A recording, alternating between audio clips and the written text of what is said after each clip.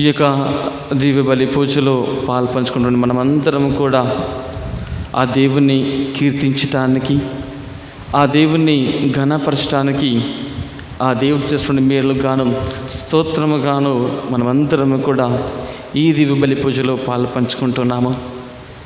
అడిగిన ప్రతి వారికి ఇస్తానటువంటి దేవుడు, వెతికిన ప్రతి వారికి దొరుకుతానటువంటి దేవుడు, తట్టిన ప్రతి వారికి తన యొక్క ద్వారంను తెరచడానికి సంసిద్ధంగా ఉన్నాడు. కనుక దేవా, ఈ యొక్క వాక్యము నేను ఆలకించుండగా నా హృదయంలోనికి రండయ్యా. నా యొక్క హృదయ అంతరంగం నుంచి నేను చేసేటువంటి ప్రార్థనను ఆలకించం ప్రభువా. ప్రార్థన చేయ విధములు ప్రభువా నాకు తెలియకున్న ప్రభువా, నీ యొక్క జ్ఞానము ద్వారా ప్రభువా, నీ యొక్క పవిత్రాత్మ శక్తి ద్వారా ప్రభువా నా ప్రార్థనను నీ యొక్క యోగ్యరీతిగా మలుచుకోమని ప్రార్థిస్తూ,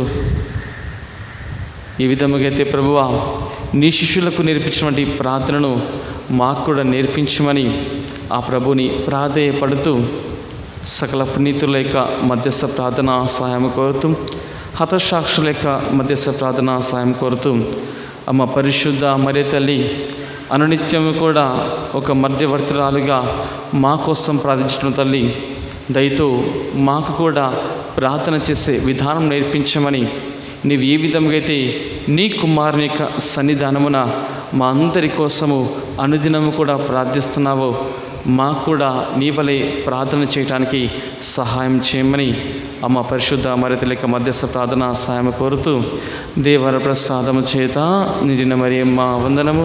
ప్రభు మీతో ఉన్నారు, స్త్రీలందరిలో ఆస్వాదింపన వారు మీరి, మీ గర్భఫలముగు యేసు ఆస్వాదింపన వారగుని. పరిశుద్ధ మరియమ్మ సర్వేశ్వరుని యొక్క మాత, పాపాత్మేయుడు మా కొరకు ఇప్పుడును మా మరణ సమయమందును ప్రార్థించండి. ఆమేన్. యేసునాథుని యొక్క మిక్కిలి పరిశుద్ధ హృదయమా, యేసునాథుని యొక్క మిక్కిలి పరిశుద్ధ హృదయమా,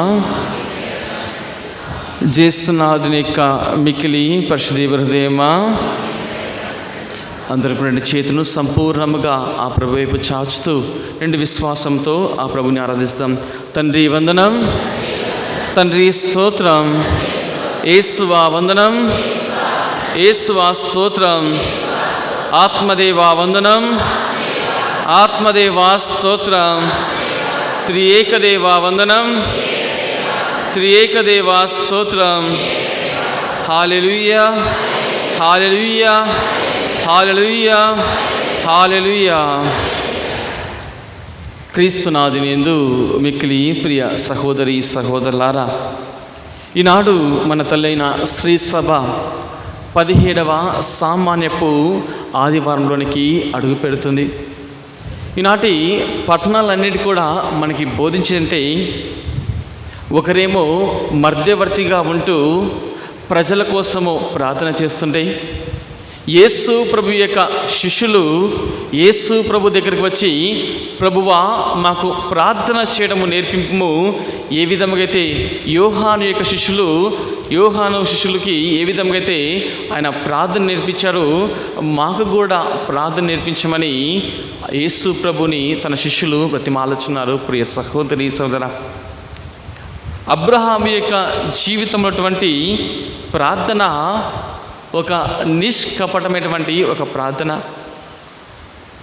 ఎందుకంటే మానవులేంటి మనందరి యొక్క ప్రార్థనలు ఒక రీతిగా ఉంటే, అబ్రహాము మాత్రము ప్రజల కోసము ప్రార్థించే వ్యక్తిగా ఈనాటి మొదటి పట్టణంలో మనం వింటూ ఉన్నాము.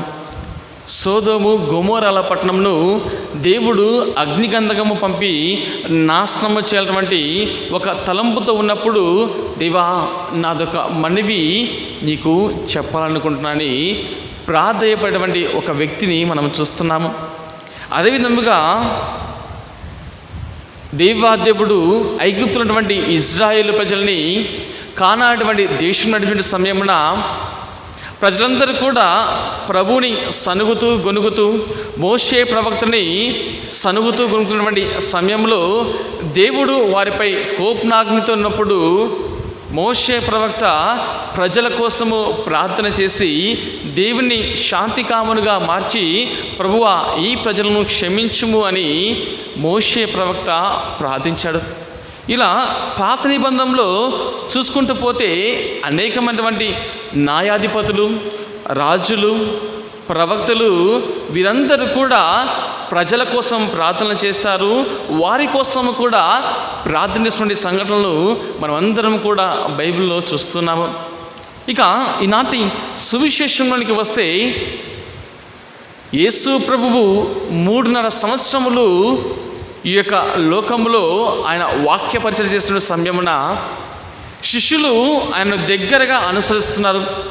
ప్రతి క్షణము కూడా యేసు ప్రభువు ఎక్కడ వెళ్ళినా సరే, ఏమి చేసినా సరే, ఎక్కడ పడుకున్నా సరే, ఎక్కడ ఉన్నా సరే, ఎక్కడ అద్భుతం చేసినా సరే, ఈ యొక్క 12 మంది శిష్యులందరూ కూడా యేసు ప్రభువుతో పాటే ఉంటున్నారు. యేసు ప్రభువు ఎప్పుడైతే గుడ్డి వారికి చూపునిచ్చాడో, పిశాచం పట్టిన వారిని ఆ యొక్క పిశాచం నుంచి విడుదల చేశాడో, ఎవరైతే రోగములతోనూ కుష్ఠవ్యాధులతోనూ దేవుని చెంతకు వచ్చిన వారందరినీ కూడా స్వస్థపరచబడి ఈ యొక్క అనేకమైనటువంటి సంఘటనలు వారి కళ్ళారా వీక్షించారు. కానీ శిష్యులు ఎవరే కానీ అడగలేదు, ప్రభువా నువ్వు ఏ విధముగా అయితే గుడ్డి వారికి చూపిస్తున్నావు, వ్యాధిగ్రస్తులను స్వస్థపరుస్తున్నావు, ఇలా అనేకమైన అద్భుతం చేస్తున్నావు కదా, ఆ శక్తిని మాకు కూడా ఇవ్వమని యేసు ప్రభు యొక్క శిష్యులు కోరలేదు. ప్రియ సహోదరి సోదరా, యేసు ప్రభు యొక్క శిష్యులు ఆయన చూసినటువంటి ఏంటంటే, మరీ ముఖ్యంగా చూసినటువంటి ఒక విషయం ఏంటంటే, ఆయన ప్రార్థన చేసేటువంటి విధానము.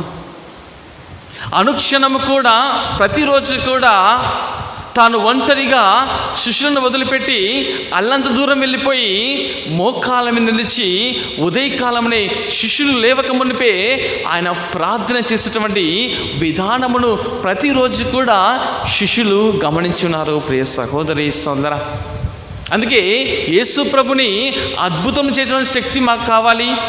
నీ వలే మేము కూడా గ్రుడ్డి వారిని చూపు దయచేయాలి, పిశాచం మాకు లోపడాలి అనేటువంటి ఒక తలంపు ఈ యొక్క యేసు ప్రభు యొక్క శిష్యులు లేదు. వారు కోరినది దేవుణ్ణి మాకు ప్రార్థన చేయడం నేర్పండి. ఎందుకంటే యేసు ప్రభువు ప్రతి క్షణము కూడా ఆయన చేసినటువంటి ప్రతి ఒక్క అద్భుత కార్యంలో ఆయన మొట్టమొదటిగా చేసింది ప్రార్థన. ఎప్పుడైతే యేసు ప్రభువు యోర్దాన్ నదిలో జ్ఞానస్నానం పొందేటువంటి సమయంలో ఆ యొక్క తండ్రిని ప్రార్థించడము మొదలుపెట్టాడు, ఆ క్షణం నుంచి ఆయన మరణించేంత వరకు ఆ తండ్రి యొక్క వాత్సల్యం నెరవేరాలి, నా తండ్రి చిత్తం నెరవేరడం ఒక సంకల్పము దేవునికి ఉంది. అందుకే ఆయన ఏ అద్భుతం చేసినా సరే, ఏ ఆశ్చర్యకరం చేసినా సరే ఆయన దేవుని ప్రార్థించాడు. ఆయన ఆ యొక్క తాబోరు కొండపై దివ్య రూపం దాల్చిన సమయమున ఆయన ప్రార్థన చేశారు. ఆయన ప్రార్థన చేస్తుండగా ఆయన వస్త్రములన్నీ కూడా తెల్లగా మిలమిల మెరిసిపోతున్నాయంట.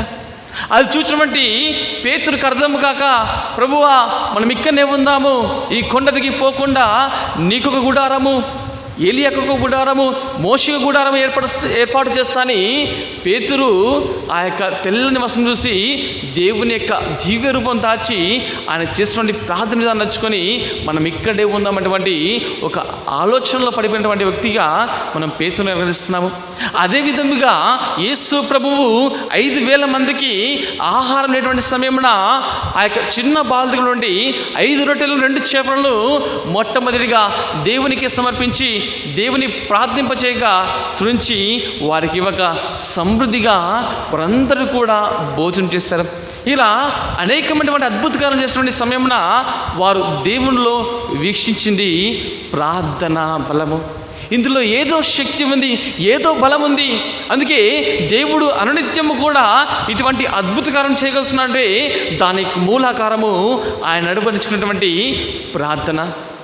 అందుకే ప్రియ సహోదరి సోదర, మానవులేంటి మనమందరం కూడా మొట్టమొదటిగా అలవరుచుకోవాల్సిన మన జీవితంలో ప్రార్థన విధానము. యేసు ప్రభు ఉదయజామున లేచి తెల్లవారక ముందే ఆయన కొండ మీదకి వెళ్ళిపోయి ఆ యొక్క తండ్రిని ప్రార్థించిన సంఘటనలు అనేకమున్నాయి బైబిల్లో. కానీ మానవులేంటి మనమందరం కూడా ఎటువంటి ప్రాముఖ్యతను మనము ప్రార్థనకి ఇస్తున్నాము? పరలోక తండ్రి ప్రార్థనలో యేసు ప్రభువు మొట్టమొదటిగా పిలిచినది పరలోకమందున మా తండ్రి. ఎందుకంటే ఒక అనుబంధము, ఒక అనుసంధానము ఈ యొక్క యేసు ప్రభుకి మరియు తండ్రికి ఉన్నటువంటి బంధమును, మనందరి యొక్క తండ్రి ఒకరే, ఆ యొక్క పరలోకమున్నాడు, ఆయనే మనందరి కూడా తండ్రి అని ఆయన మొట్టమొదటి వాక్యం పలుకుతున్నారు. ఎందుకంటే యేసు ప్రభువు మొట్టమొదటిగా తన నోటి నుంచి వెలువడే మాట ఏంటంటే, యేసేపు మరియు మరియమ్మలు ఇరుగురు కూడా దేవాలయంలో యేసు ప్రభువు తప్పిపోయినప్పుడు 3 రోజుల పాటు వారు వెతుకుతున్న సమయంలో వారు ఎప్పుడైతే బాలయేసును కలుగున్నారో మరియ తల్లి దగ్గర వెళ్ళి, ఎందుకు నీవు ఈ విధముగా చేశావు, నేను నీ తండ్రి మహా బాధపడ్డాము, కష్టపడ్డాము, ఆందోళన పడ్డామంటే అప్పుడు పలికిన మాట ఏంటి? యేసు ప్రభు, నా తండ్రి యొక్క పనిలో నేను ఉన్నానని మీకు తెలియదా? Don't you know that I'm in the work of my father. నా తండ్రి యొక్క పనిలో మీకు తెలియదా అనేటువంటి పలికినటువంటి ఆ మాట నుంచి చివరికి యేసు ప్రభు సిలువలో వేరేటువంటి సమయం కూడా ఆయన ఆఖరికి పలికినటువంటి ఒకే ఒక మాట ఏంటిది? చివరి మాట, తండ్రి నా ఆత్మను నీ చేతిలో అప్పగిస్తున్నాను. ఈ యొక్క తండ్రి అనేటువంటి ఒక సంబంధాన్ని దేవుడు అలవరుచుకున్నాడు. అందుకే వ్యక్తిగతంగా ప్రతిరోజు కూడా దేవుని తండ్రిని ప్రార్థించకుండా, తరుణ్ యొక్క అనుగ్రహం పొందకుండా యేసు ప్రభు ఎటువంటి అద్భుతం చేయలేదు, ఎటువంటి ఆశ్చర్యం చేయలేదు. ఆయన ప్రతిరోజు కూడా ఆ తండ్రితో ఏకాగ్రతగా ఆయన చేసినటువంటి ప్రతి ఒక్క కార్యంలో కూడా ఆ తండ్రిని స్మరణ చేసుకుంటూ ఉన్నాడు. మన జీవితంలో కూడా ఒక వ్యక్తిని మనం ప్రేమిస్తున్నామంటే, ఒక వ్యక్తితో మనకి ఒక బంధం ఉందంటే, ఆ వ్యక్తిలో మనం ఎటువంటి సంబంధం అనేది అలవర్చుకుంటున్నాము. ఆ వ్యక్తి ఉన్నా లేకున్నా సరే ఆ వ్యక్తి గురించే మనకి ప్రతిరోజు కూడా ఆలోచన అది ఉంటూ ఉంటుంది. యేసు ప్రభువు కూడా తండ్రి భౌతికంగా తనతో ఉండకున్నా సరే అనుదినము కూడా, అనుక్షణము కూడా, ఇదిగో నేను ఈ లోకంలోకి వచ్చింది నా తండ్రి చిత్తాన్ని నెరవేర్చడానికి కానీ నా యొక్క సొంత తాత్పర్యం కోసం కాదని యేసు ప్రభు ప్రతిరోజు కూడా ఉల్లడించాడు అని చెప్తున్నారు ప్రజలందరికీ కూడా. ఇదే మనము కూడా అలవర్చుకోవాల్సింది.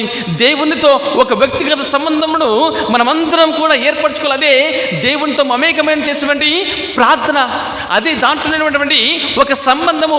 ఆ వ్యక్తి భౌతికంగా ఉన్నా లేకున్నా ఆ వ్యక్తితో మనం అలవర్చుకున్నటువంటి బంధమును ఎవరే కానీ దూరము చేయలేరు. అదే విధముగా యేసు ప్రభువు కూడా ఆయన తండ్రితో అలవర్చుకున్న బంధమును ఎవరు కానీ వేరుపరచలేరు. అటువంటి ప్రార్థనా బలమును యేసు ప్రభు పొందారు. అంటే యేసు ప్రభు ఏదో ప్రార్థన చేయడానికి కాదు, ఒక మాట, ఒక పలుకు, ఆయన ప్రతి ఒక్క పలుకు కూడా దేవుని యొక్క అనుగ్రహం కోసం ప్రార్థన చేస్తాడు.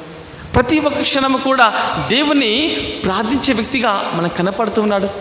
మరి మన జీవితం కూడా ఒకసారి తీసుకుందాము. మనము చేసేటువంటి ప్రార్థన ఏ విధముగా ఉంది? మనందరం కూడా మన యొక్క సొంత తాల్పర్యం కోసము, స్వార్థములతోనూ మనం ప్రార్థన చేస్తాము. కానీ దేవుడు మాత్రము దేవుని యొక్క చిత్తాన్ని నెరవేర్చడం కోసము ఆయన ప్రార్థన చేసిన, దేవా నీ చిత్తాన్ని నెరవేర్చాలంటే నీ అనుగ్రహము నాకు కావాలి నా జీవితంలో. మొట్టమొదటిగా దేవునికి పైహస్తం ఇస్తున్నాడు యేసు ప్రభువు.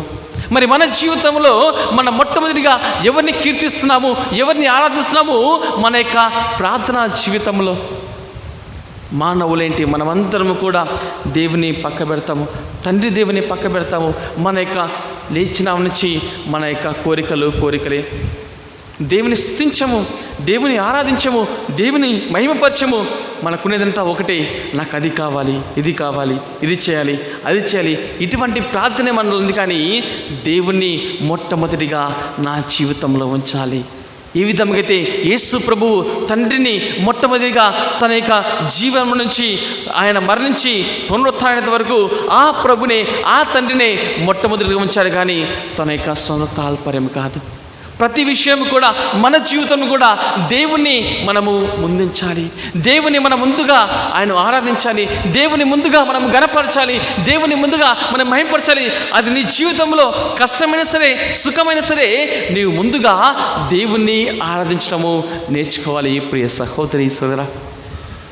అదేవిధంగా రెండవది ఏంటంటే యేసు ప్రభువు కొన్ని సమయంలో ఆయన ప్రభుతో ప్రార్థనలు గడిపిన సమయమున ఆయన తను మైమర్చిపోయేవాడు, ఒక ఏకాగ్రతతో ఉండేవాడు. మనకందరికీ కూడా తెలుసు, మోషే ప్రవక్త సీనాయి కొండపై దేవునిని పిలిచినప్పుడు ఆయన కొండ మీద వెళ్ళినప్పుడు ఎన్ని రోజులు ఉన్నాడమ్మా? 40 రోజులు తిండి లేకుండా నీరు లేకుండా ఆ ప్రభుతో మాట్లాడి ఒక వ్యక్తిగతమైనటువంటి సంబంధమును మోషే ప్రవక్త అలవరుచుకున్నాడు. ఆయన కొండ దిగి రాలేదు, ఆ కొండ మీదనే దేవునితో ముఖాముఖిగా దర్శించుకున్నాడు, దేవునితో ముఖాముఖిగా మాట్లాడుతున్నాడు. ఆయన సమయమును మర్చిపోయాడు. మానవులైంటి మనమందరము కూడా చేసేటువంటి ప్రార్థనలు అర్ధగంట చేస్తామా, 10 నిమిషాలు చేస్తామా, గంట సేపు చేస్తామా, 2 గంటలు చేస్తామా? కాదు. నీవు ఏ విధముగా ఏకాగ్రతతో దేవుని యొక్క సన్నిధానంలో నీవు నిన్ను మర్చిపోయి సమయమును మర్చిపోయి దేవునితో కలిసి సంభాషిస్తున్నావు, దేవునితో కలిసి ప్రార్థన చేస్తున్నావు అనేది మరి ముఖ్యము ప్రియ సహోదరి సోదరా. ప్రార్థన చేయమంటే ఏదో పెదవులతో చెప్పి జపం చెప్పి పక్కకి వెళ్ళిపోవడం కాదు. నీవు చేసేటువంటి జపము, నీవు జీవించిన విధానము, ఈ రెండు కూడా సరిపోవాలి, సరి సమానముగా ఉండాలి. నీవు చేసేటువంటి ప్రార్థనను కేవలం పెదవులో మాత్రమే ఉండకూడదు. అది నీ హృదయ అంతరంగంలోంచి వెలువడేటువంటి ప్రతి ఒక్క వాపు కూడా దేవుడు ఆలకిస్తాడు. ఇక్కడికి వచ్చేసి పితాపుత్ర చేసుకొని నాకు కావాలి ఇది కావాలని చెప్పేసి వెళ్ళిపోతే నీ ప్రార్థనకి విలువ ఉండదు. నీ ప్రార్థన హృదయంలోంచి రావాలి, పెదవుల నుంచి వచ్చేటువంటి కాదు, లిప్ సర్వీస్ కాదు, పెదాల నుంచి బయటపడినటువంటి మాటలు కాదు. నీ యొక్క హృదయ అంతరంగం నుంచి దేవుణ్ణి నీవు ప్రార్థన చేయాలి, దేవుణ్ణి నీవు స్తుతించాలి, దేవుణ్ణి నీవు ఘనపరచాలి. అటువంటి హృదయ అంతరంగం నుంచి ప్రార్థనలో నీకు సమయం కనపడదు. నీవు ఈ లోకపు ఆలోచన ఉండదు. దేవునితో నీవు మమేకమవుతావు, దేవునితో నీవు సరి సమానంగా అవుతావు, దేవునితో నీవు కలిసి ఆయనతో మాట్లాడవంటి ఒక శక్తిని పొందావు ప్రార్థనలో.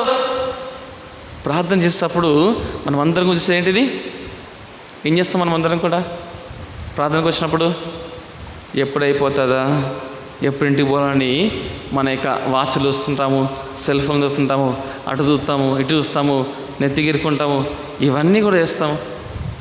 ఒక మనిషితో మనము ఇష్టపడితే ఆ వ్యక్తితో ఉన్నప్పుడు మనకి సమయం కనపడదు.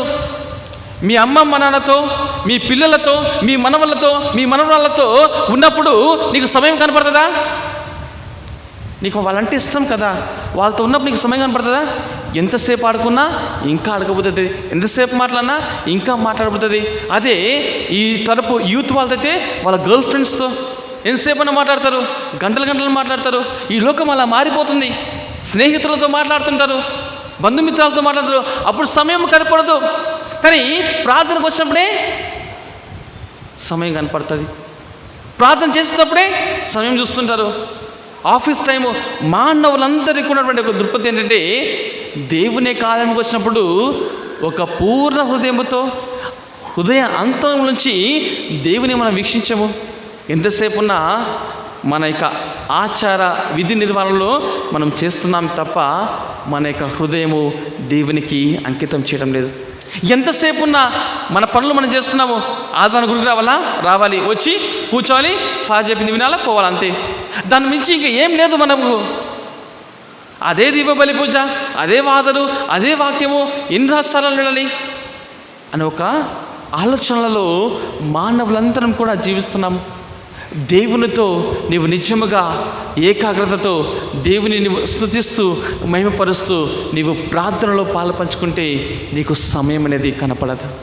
నీకు కనపడదు. ఈ లోకమును మర్చిపోతావు, నీ పక్కన వారిని మర్చిపోతావు. నీవు దేవునితో మమేకమై ఆయనతో కలిసి మాట్లాడతావు. అందుకే పునీత అగస్టిన్ గారు చాలా చక్కగా బోధిస్తారు. ఇదిగో నీవు ప్రార్థనలు ఉన్నప్పుడు నీవు నీ దేవుడు తప్ప నీ కంటికి మరెవరే కానీ కనపడడు. నీ యొక్క చెవుకి దేవుని యొక్క వాక్యం తప్ప మరెవరే కానీ మాటలు వినపడవు.